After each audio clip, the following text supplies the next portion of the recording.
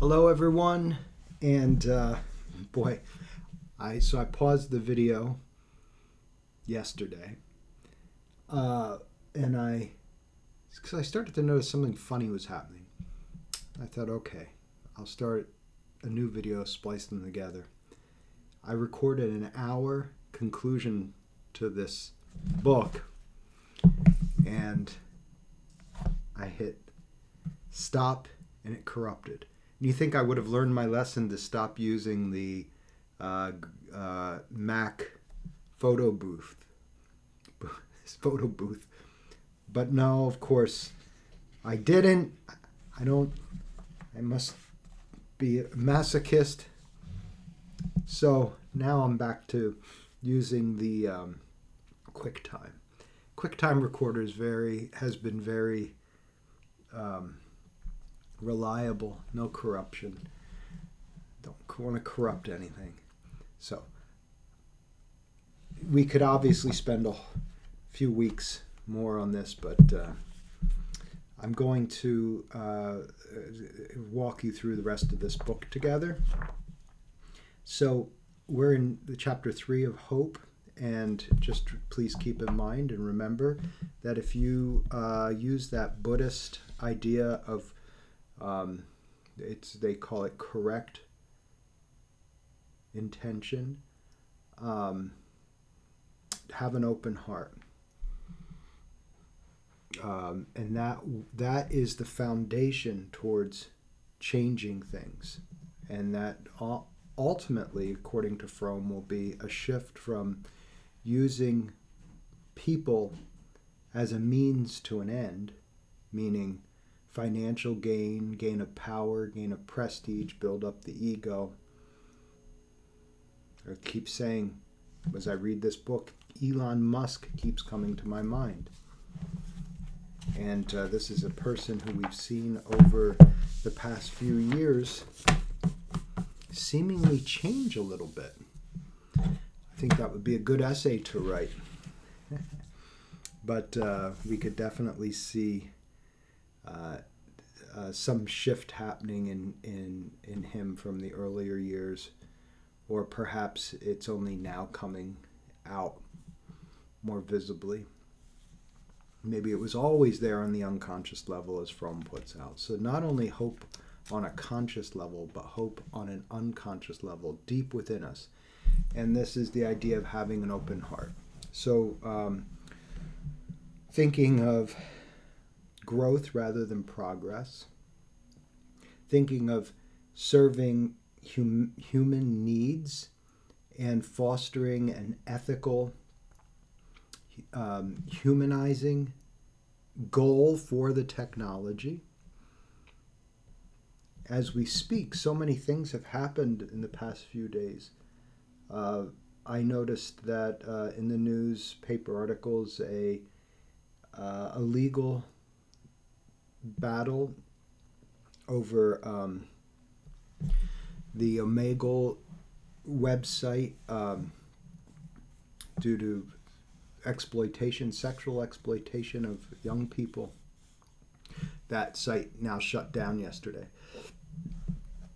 And the developer, the owner, the person who invented this site, wrote a long kind of essay on his thoughts. And my goodness, it's as if a humanizing has taken place, what he envisioned for this and what it actually became.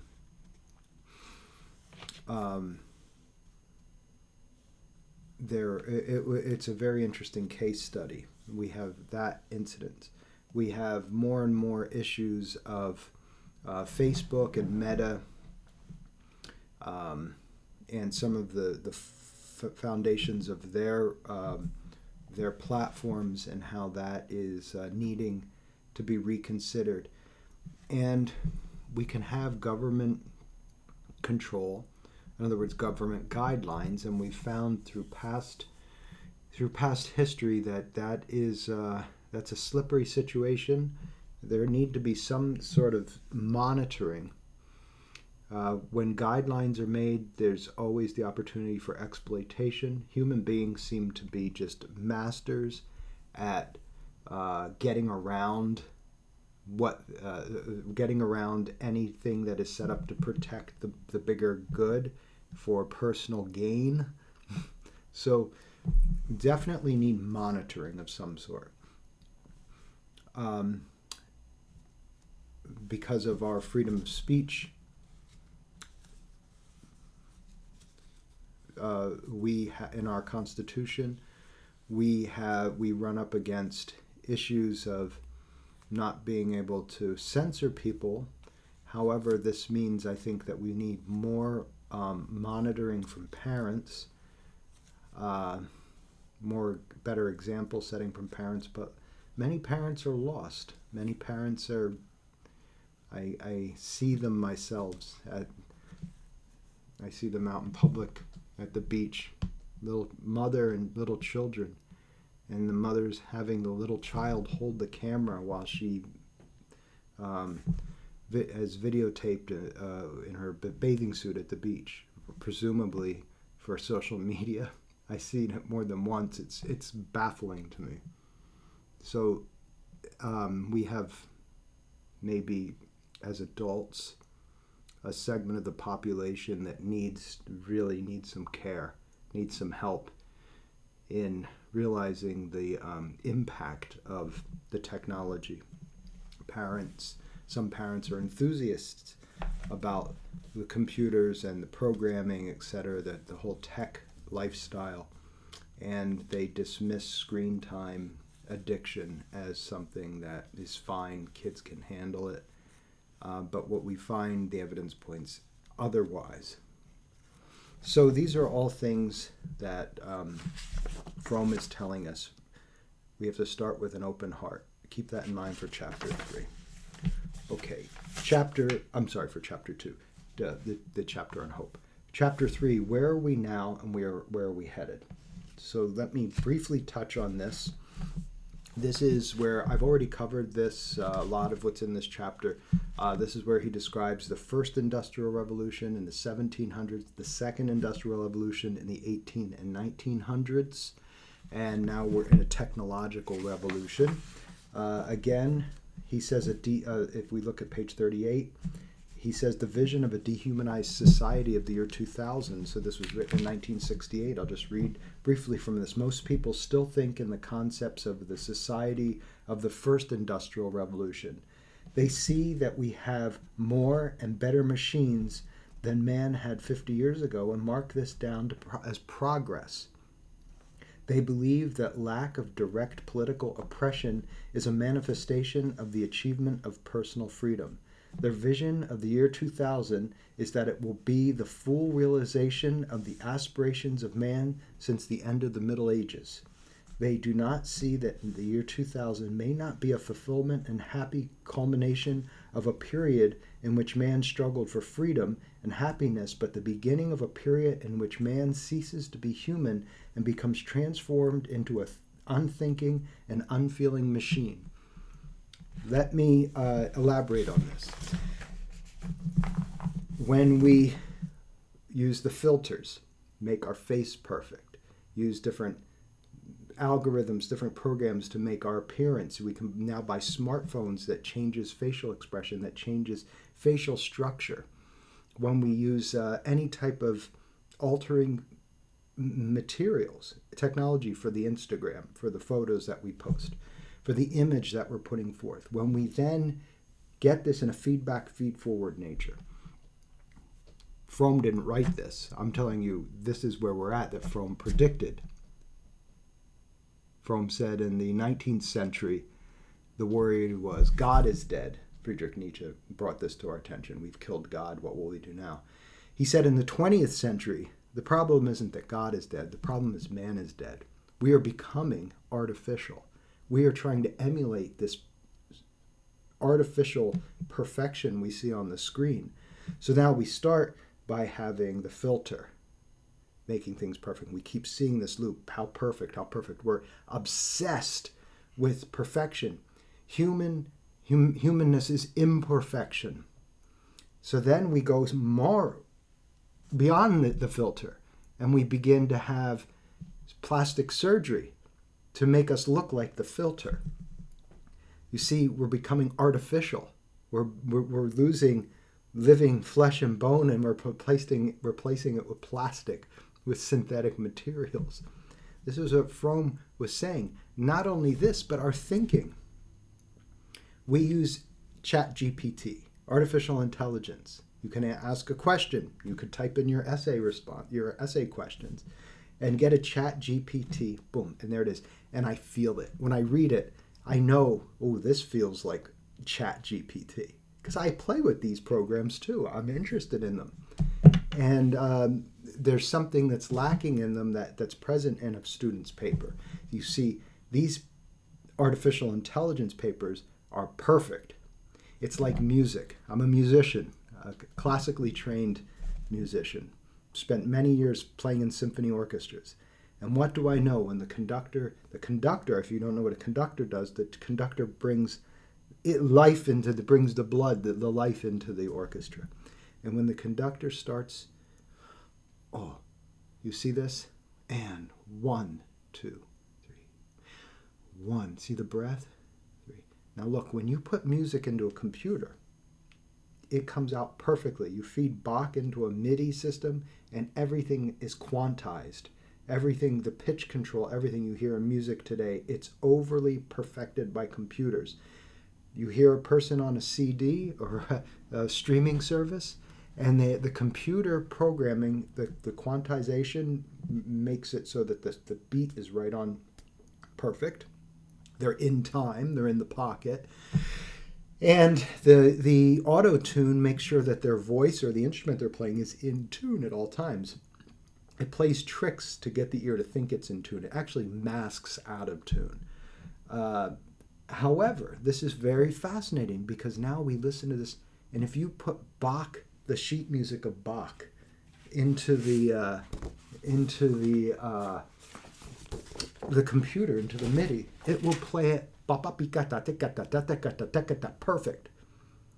But it is soulless because the living, breathing blood, the soul, the thing that makes music humanized, is imperfection. Now, I'm not talking about drastic imperfection, because then that just sounds wrong or bad or ugly. I'm talking about, or maybe interesting, I'm talking about the imperfection that is striving for perfection. So you're striving for perfection, but you can never get there. And that's the human being in essence. This is, of course, Arthur Schopenhauer in his essay on music. So think about this idea that in all this computerized technology, all this the auto-tuning, the quantizing in music software, your papers, this Grammarly junk, my goodness, they're perfectly airtight, but they're also stale. When you use this, when I was a kid, there was big issues. You're not allowed to use the calculator in class.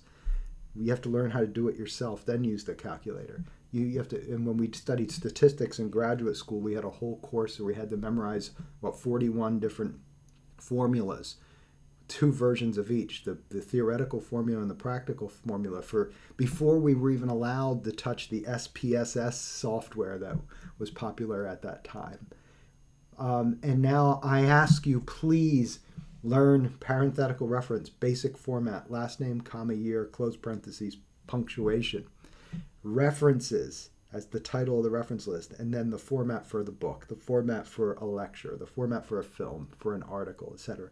And doing it by hand so that when you then go and use this resource machine, APA please, then you look and say, oh, that's not right.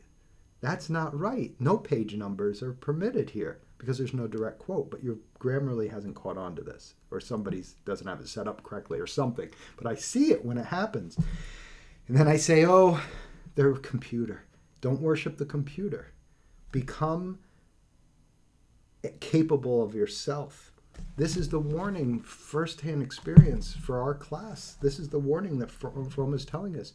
Think for yourself. Don't let the computer do the thinking for you.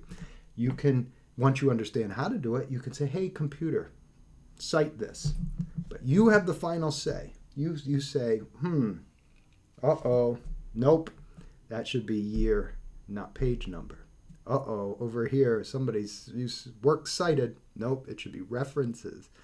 You get the point.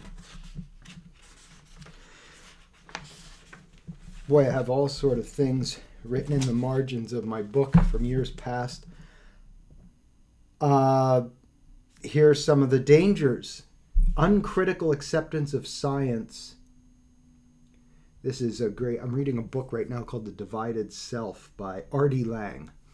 And in it, Laing opens up by the importance of saying, if you are approaching your clients, your patients, your clients, the people coming to you for help, if you're approaching them as as neurotransmitters, as collection of biological functions, then you'll see an object. You can't depersonalize people. Physics you can depersonalize. Chemistry you can depersonalize. But the science of human beings must be personal. The moment you try to purge out subjectivity, you've lost the thing. You're trying to make it into an object. He said this is a great danger of contemporary psychology through psychiatry, because we're financially tethered to the DSM. So that's all medical model diagnosis. Media literacy, number 2, big issue that he points out in chapter 3 is media literacy. People are media illiterate. They don't understand that this machine is a copying machine. Anything that you put on this machine and stream is there forever out there. There's nothing that is anonymous. There's nothing that is, even you can take measures to do this, but things are always traceable. That's part of media literacy. Being literate about algorithms, being literate of, I think I shared this book with you on, I think it may have been in the second half of my lecture yesterday, but Jonah Lanier's 10 Arguments for Deleting Your Social Media Accounts Right Now. In this is Lanier is the individual who developed the term cyberspace, and he is, in this book, we studied this in our last version of this course last year, he's telling the dangers of the algorithms and what we put on the social media and how that's shared with others in different contexts. It takes on different meanings, etc. So media literacy. 3, corporate capitalism. Corporate capitalism uses people as a means to an end, which is financial gain. Whether that corporation is a pharmaceutical company or a tech company or whatever it is, the ultimate goal is profit. And as long as that goal is profit, that dictates the outcome and the effects of that intention. Number 4, suffocating of truth. So we have information, and then we have facts. Information is undigested, unorganized information. Once it's arranged in a certain way, we have a fact. This is a fact based on the information. The thing that we must keep in mind is that the way facts are constructed changes with the same information. It just matters how you structure and narrate the information. So you can re-edit information to have any type of fact you want to display in a narrative. And I see 5, emotional and artistic constipation. I think those are my words, actually. And what this is saying is that we fear imperfection. And we fear, since the scientific revolution, we have discredited emotions as being something that gets in the way of logic. And what Fromm is offering us here in this Revolution of Hope is that we have to reconsider emotional gut responses, emotional responses as an equal piece of information that's trying to tell us something. When we get fear, when we get anxiety, when we get depression, there's a knock on the door. And we have to answer that knock. We have to take that as an opportunity to look into things, not push it away and say, oh, this doesn't count because it's not logical. If anything, we know from Freud, who arguably started this whole, really established this whole game and gave us the most information, we are highly irrational individuals. And irrationality is the impetus. And you can use logic at the service of irrationality. Case in point, a schizophrenic individual. Where's the aluminum foil in their head? Aren't they batty? Well, actually, it's not that they're illogical. They're so tightly bound to logic that it's the starting point. Well, ask them why the aluminum foil's on their head. Well, of course, it's because there's a CIA satellite beaming messages of mind control, and this protects us.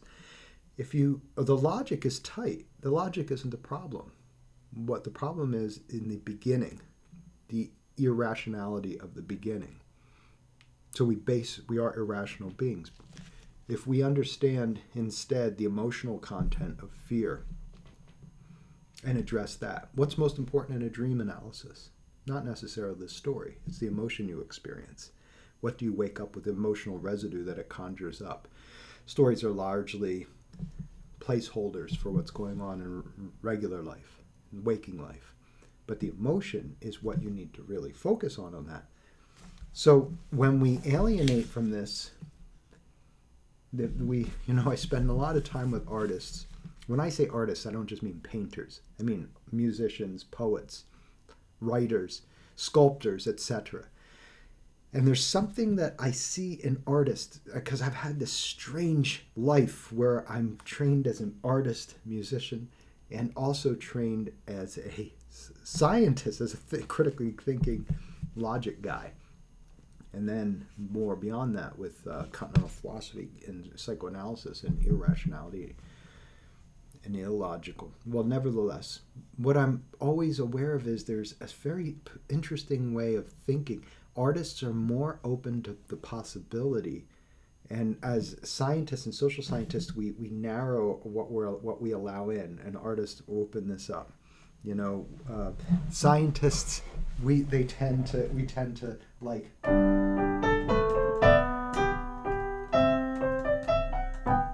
that very logical, well ordered, everything's in its place, whereas artists might be more comfortable with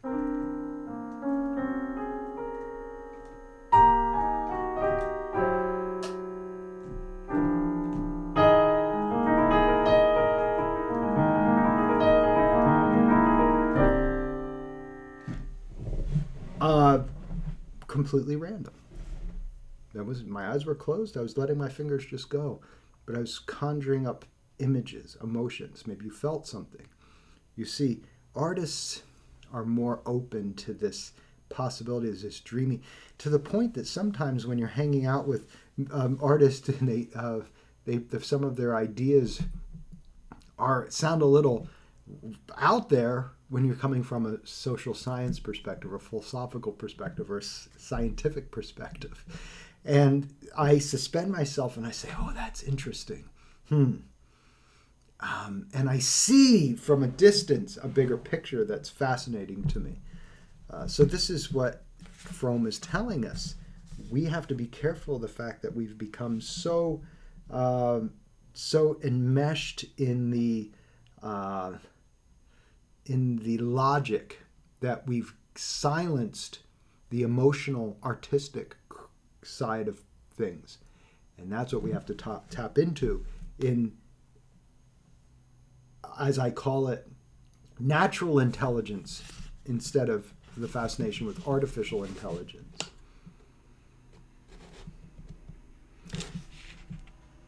This all culminates in the standardization of man. This is the standardization of man. This is what Fromm says is a homogenized society. Let me give you an example. This is page 45. What he's talking about is Years ago, you'd go to college, graduate school, and you would say, oh, well, when I went to graduate school, I did my master's. I was in the MA Ph.D. program at the New School for Social Research in Greenwich Village, and I went there because I really was into psychoanalysis, and I wanted to explore psychoanalysis. And it was also the program was set up that you chose your classes from any department you wanted. You took a few of the psychology classes, and you could take other courses in philosophy and anthropology and sociology, whatever you wanted. So I took a lot of Heidegger and stuff like this, a lot of continental philosophy, because I was even at that time tending towards existential phenomenological psychology. So at that time you could do this, and you could get a psychoanalytic concentration within the psychology department. And then the APA, the American Psychological Association, started doing this certification of graduate school programs. And if you wanted to have an accredited APA graduate program, you had to offer this class, that class, this class, this class. And so basically everybody had to meet these standards of the APA, which homogenized every graduate program to kind of look the same way. And a lot of the things that you would have learned in before this homogenization, if you chose a special program, was gone now. Those professors were retired. I remember having a Reichian professor and a Jungian who both retired the following year after I graduated, after this APA accreditation. It was right in the middle of this thing.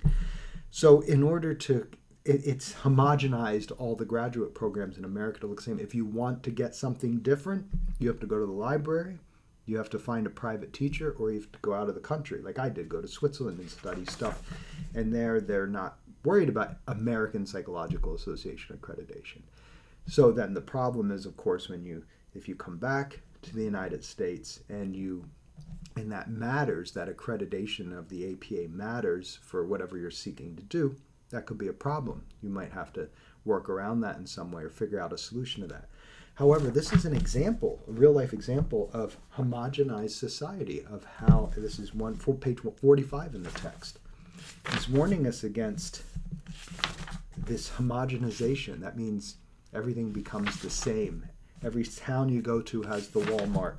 Every town you go to has the McDonald's, the Taco Bell. You go into the downtown, it's the same town. Where am I today? It's the same town everywhere.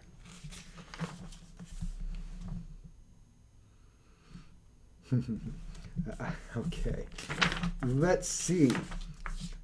I am now going to take a look on page, let's see, all planning, page 64, to conclude this chapter 3. All planning, whether with or without the use of computers, depends on the norms and values that underlie the planning. Planning itself is one of the most progressive steps in human race has taken. But it can be a curse if it is blind planning, in which man abdicates his own decision, value, judgment, and responsibility. If it is alive, responsive, open planning, in which the human ends are in full awareness of guiding and planning the process, it will be a blessing. The computer facilitates planning tremendously, but its use does not really alter the fundamental principle of the proper relationships with men, and only abuse will. Okay, so what I'm going to ask you to do is go out and listen to EDM, listen to dance music, listen to this where you'll get this doom, doom, doom, doom, doom, doom. You always know where the beat is. Doom, doom, doom. The music it always stays in this, and it's artificial. It's all synthesizers, right? It's all synthesizers. Now, after doing that, I would like you to listen to some piece by Claude Debussy, Maurice Ravel. You'll have or some Miles Davis. If you listen to, say, the album Bitches Brew by Miles Davis, You will be lost in a kairos, not a chronos time, not a climb that's ticking like this. And if there is there, it's not obvious. In the Ravel, in the if you listen to Prelude to the Afternoon of a Faun by Claude Debussy, you listen to this, and it's in sick 1, 2, 3, 4, 5, 6, 7, 8. 1, 2, 3, 4, 5, 6. 1, 2, 3, 4, 5, 6. 1, 2, 3, 4, 5, 6. It's a fluid. It's like water. And the tempo takes rubato. It robs. Sometimes it's slower and sometimes it's faster. It breathes. It's alive. The Miles Davis improvise the trumpet line over the music, and you're lost in a soundscape, and he's coming in at moments, and it's alive, it's breathing. Compare that kind of music to a steady diet of doom, doom, doom, doom, doom, doom, that's using the same 3 or 4 chords, same few notes, and then suddenly your mind you are what you eat. Your mind starts to open up. So this is what he's telling us in chapter 4. Be careful of becoming a robot. Do you ever hear Maria and the Diamonds, I Am Not a Robot? I'm going to post that for you to listen to. What does it mean to be human? Chapter 4. He starts out, having discussed the present situation of man in a technological society, our next step is to examine the problem of what can be done to humanize the technological society. But before we can take this step, we must ask ourselves what it is to be human. That is, what is the human element which we have to consider as an essential factor in the functioning of the social system? This undertaking goes beyond what is called psychology. It should be more properly called a science of man. A discipline which deals with the data of history, of sociology, of psychology, theology, mythology, physiology, economics, and art, as far as they are relevant to the understanding of man. Remember I told you in the beginning of this course, it's interdisciplinary. Yes, it's called media psychology, but as you've seen, we've been touching on sociology in this course. We've been touching on literary theory, touching on philosophy, continental philosophy. We've been talking about psychoanalysis, humanism, existential phenomenology, neuroscience, laboratory, academic psychology. It's interdisciplinary from all over the place. And that's what he's saying here. We need a study that isn't narrow in limiting to experimental design, but is open to radical empiricism. William James called it radical empiricism. Man was and still is easily seduced into accepting the particular form of being human as his essence. To the degree to which this happens, man defines his humanity in terms of the society with which he identifies himself. So we are largely, human understanding of ourselves is not tethered to psyche. It's not tethered to neurotransmitters of biology, but it's actually a mirror we see in others in the group and what we identify, who we hang with, how we identify, identity society. Each of you might go on for graduate school, and the deeper you get down there, the more your identity becomes wrapped up in that. And then one day, you might want to free yourself of psychologist, psychology professor. Maybe you want to free yourself of the limitations of that label, limitations of that idea of who you are, identity based on the group you joined. Oh, I'm certified. I got the thing up there. Oh, I'm certified psychology, certified philosophy, certified. I'm a professor. Remember, Erich Fromm tells us we are how we act, not what we have, degrees, letters, etc., labels. And the need to get beyond that is, it's actually dehumanizing to get locked into a static, stable way of doing things. But we have this need to frame ourselves, to devote ourselves to something. And Fromm points out that this is part of being human, to find something to commit ourselves to devote ourselves to. And this gives us an orientation. At the most basic level, a necrophilic versus a biophilic orientation. But ultimately, we are all, Fromm tells us, we are all striving to escape a feeling of isolation. What is identity, Fromm tells us, in the sane society? What is identity? What is it to be human? How to know ourselves? Well, he says we escape isolation. What is isolation? The feeling of being alone, having to completely fend for ourselves. We escape this, he says, through 5 or 7, 6 potentially different ways. Number one way is automaton conformity, becoming a robot, conforming to what we see the people doing on the screen. Oh, I'll be like this, then people will like me. Little kids, why are you wearing these sneakers? Because that's what the cool kids wear. What about these sneakers? Do you like them? Oh, they're neat, but nerds wear those. This is what I hear. Go for the nerd sneakers. So automaton conformity, this desperate need to become an automaton, to become the interesting thing is that the individuals who make an attempt to be the most out there, looking the most bizarre, they're actually following the tightest rules often.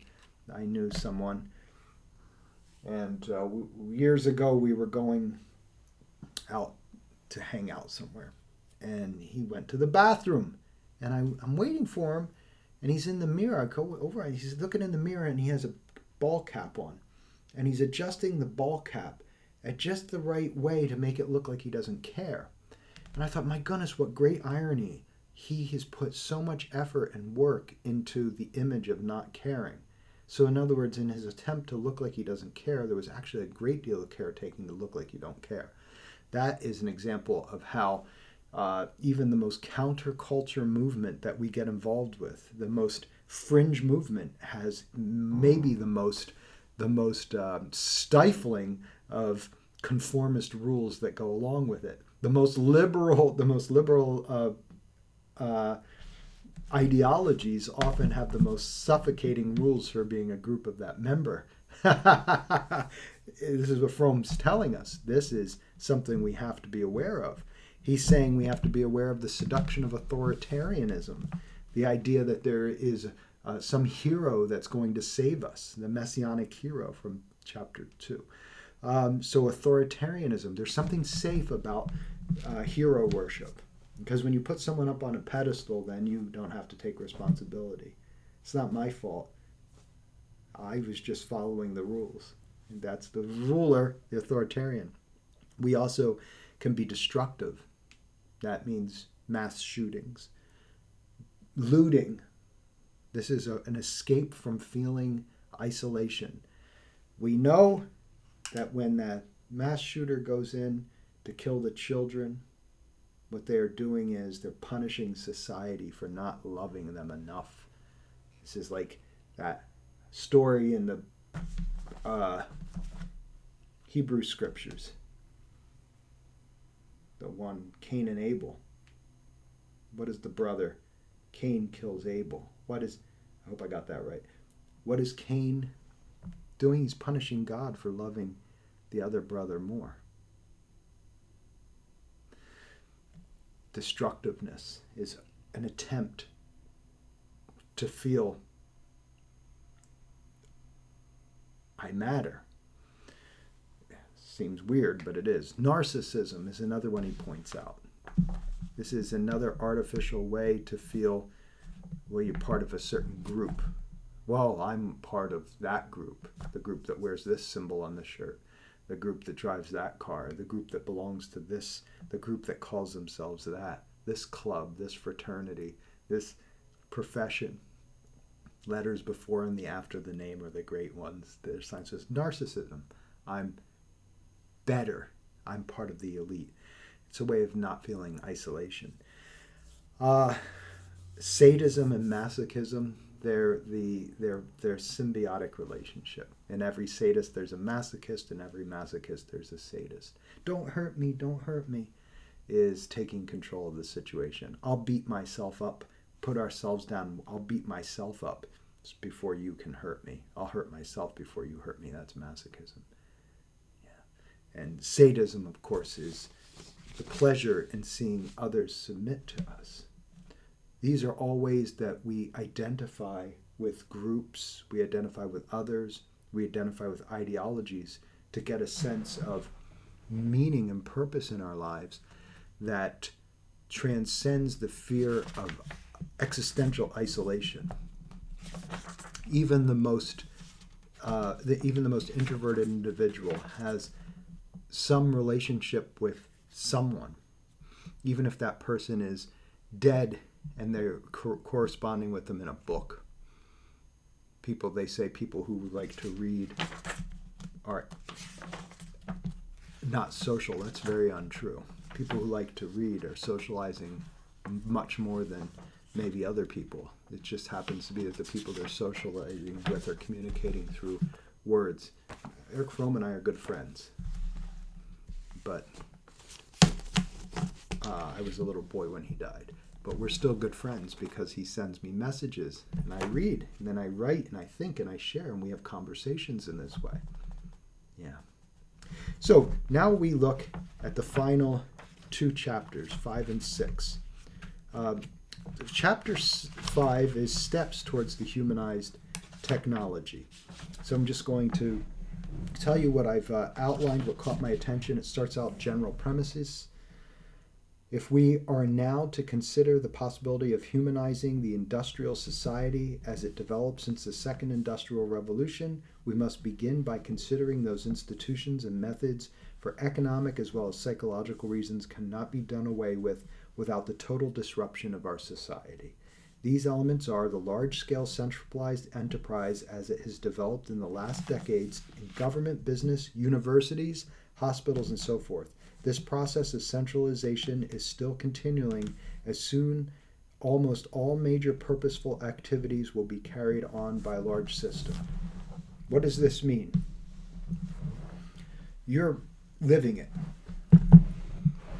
The more students you have in a class, the less wiggle room there is practically with seeing you as an individual. You can do everything you can to make the best out of it. But the only solution that you have to get out of this, those of you who like to submit papers with a little bit of lateness and all that stuff, the only solution you have is go to a school where there's only 6 people in a class. And then you might have someone who can interact with you face to face around the table, who can really know you as a person. As long as you are studying at a major, big institution, and it's not just a state institution, you get the same thing at Harvard, hundreds of people in a lecture hall. The institution itself is so big that in order for it to function, in order for me to teach this class successfully, I have to really stick to the guidelines. Because if just a handful, just a few of you need special accommodations of, I'm not talking about physical accommodation, I'm not talking about the accommodations, not the word, special allowances for things, then the entire system becomes clogged. I have to do this paper now and this paper then, and now this person did this and grades were due, but you said this. It just becomes too confusing. If you don't like this is the system that you chose to be a part of. You have to go to a school with 6 students in a class. They exist. I went to one. I went to 3. And you don't have multiple choice tests. I try to replicate that in this course with papers. There are certainly guidelines. It's not a free-for-all. In some ways, it's even more difficult because, I may explain this to you, this decentered institutionalization in an education system. Now, where I went to school, all of the administrators were chosen from faculty members.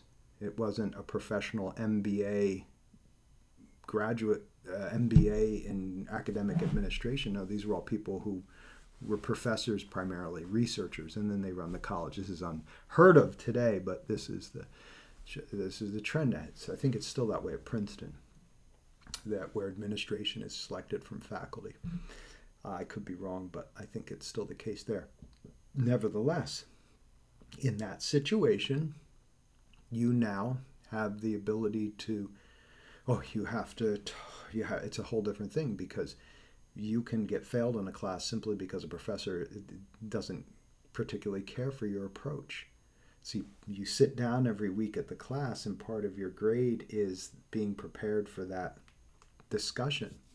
What does that even mean? Well, that means, did you satisfy the professor's needs? Now, there's a lot of egos in graduate school. There's a lot of egos in the students. There's a lot of egos in the star researchers and professors and writers you'll be working with. And you might be right, but do you want to win the moral victory, or do you want to do well in the course? So you could win the moral victory and have great consequences for that moral victory. So in other words, you have to learn how to manage egos, how to know, oh, I'm here, and this person's up here, the professor.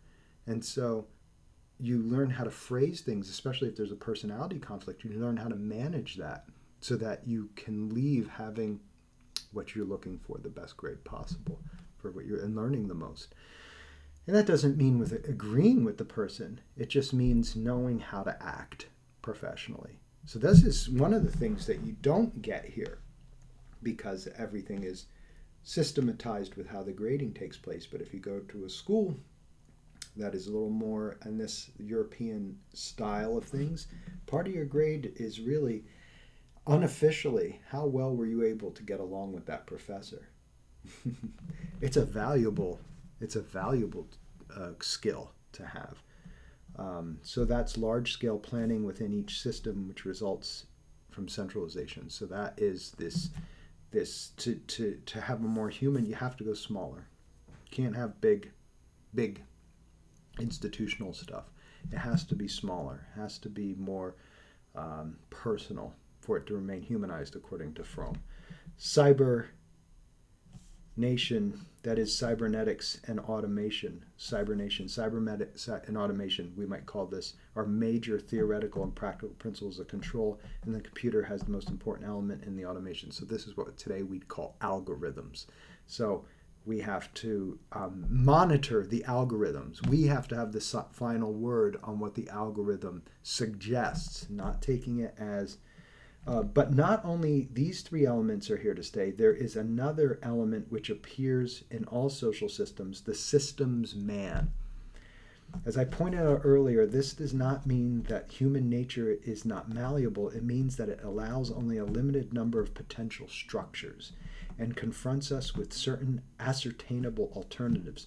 The most important alternative as far as the technological society is concerned is the following. If a man is passive, bored, unfeeling, and one-sidedly cerebral to intellectualization is what Freud called it. He develops pathological symptoms like anxiety, depression, depersonalization, indifference to life, and violence. So the long-range implications of the cybernated world, the algorithmic robotic world, from a mental health is disturbing. And what do we see today? Today we see major increases in all sorts of emotional problems, the mood disorders, anxiety disorders, etc. We also see who does the best on the multiple choice test. I've done students many years. The people who do best on the multiple choice test are the students who have the Asperger's diagnosis. Every single time. The Asperger's diagnosis cuts out, they can choose the correct answer. It's very kind of factual based. The people who do the worst on the multiple choice tests are the artistic social thinkers, the ones who can fantasize and say, but this could be this and this could be this. The non-literal people. The metaphorical people, the abstract people do very poorly on and struggle with the multiple choice tests. The focus, the literal people, the people with the diagnosis of the mild autism, the Asperger's, the schizoid personality disorders, they're very logical. They're able to see yes, this, no, series of yes and no answers. Humanistic planning, he says. That is to say, man, this is page 103. I have underlined this. That is to say, man, not technique, must become the ultimate source of values, optimal human development, and not maximal production as a criteria for planning. When you're planning, you have to plan to benefit the persons, people, not to benefit the profit for the profit margin. Human unfolding and not industrial progress must become the supreme principle of social organization. Think growth, not progress. Growth, not progress. Next I have, well, there's a lot of good stuff. Next I have, there is always human drama. I have written page 112. Active participation in the affairs of the country as a whole and of states and committees, as well as of large enterprises, would require the formation of face-to-face groups within which the process of information exchange, debate, decision-making would be conducted. Before discussing the structure of such groups in all kinds of centralized enterprises, the political decision-making respectively, let us look at the characteristics of such face-to-face groups. So what he is saying here is that we have to get back, we have to have technology where we have interaction. And I'm just thinking of the implications for what we're doing here. Do we have this kind of face-to-face interaction with online classes? If we were meeting synchronously instead of asynchronously, this has a. So we have to find what Fromm talks about in this chapter is we have to find an optimal balance, the optimal balance between the benefits, that there's a point where the benefits of the technology are at an optimum. And then if you go beyond that and use it too much, there's costs. And then we have to find that balance with humanization as well. So in other words, where's the point where the master and the master and pupil, the tutee and tutor, the you have a master and a craftsman learning, and there's a point where there has to be certain guidelines, certain boundaries for that to function, an optimal boundary. And if you go too far, if it becomes too much of a friendship, it doesn't work. I can't be your friend. I can be friendly, but I can't be your friend. It's like the whole parenting thing. Parents who try to be their kids' friends end up having kids who don't know how to act because their parent is just another chum. There's no respect for them.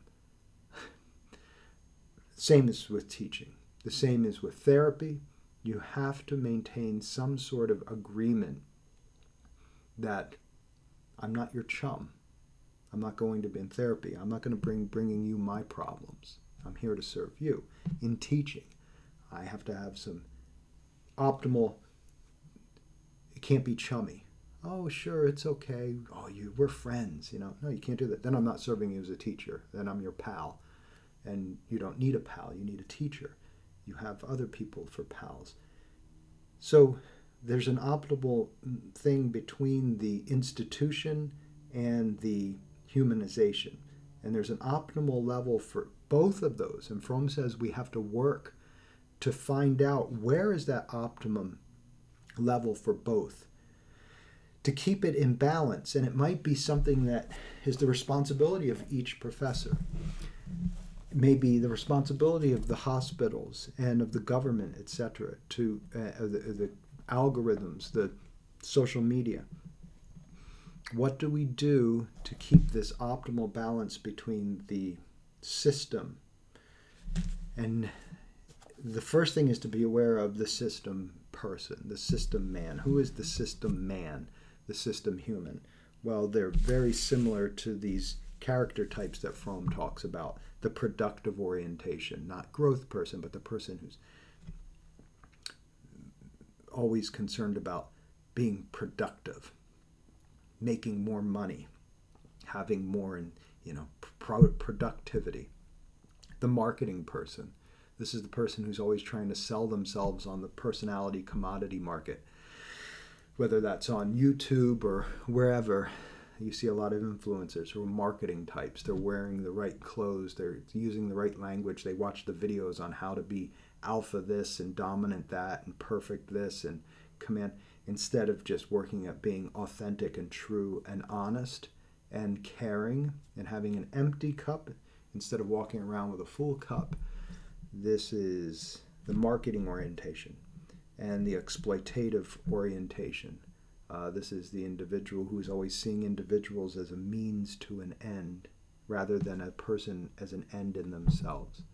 And the hoarding orientation is someone who hoards knowledge. You've met professors like this. They know every date. They know every fact. You leave their class being filled. Erich Fromm said this on the hoarding orientation is the type of professor where you leave their class having notebooks filled with a lot of facts, a lot of information, a lot of data, but it hasn't really changed you as a human being in any way. And you'll have other courses with other professors that you're not quite too sure what you've learned, but you know you're changed forever. That is Erich Fromm. And that example I just gave to you is directly from Erich Fromm. A difficult book, not his best, but I'm happy to know that you're turned on to Erich Fromm and you'll leave my class knowing who he is and hopefully looking into him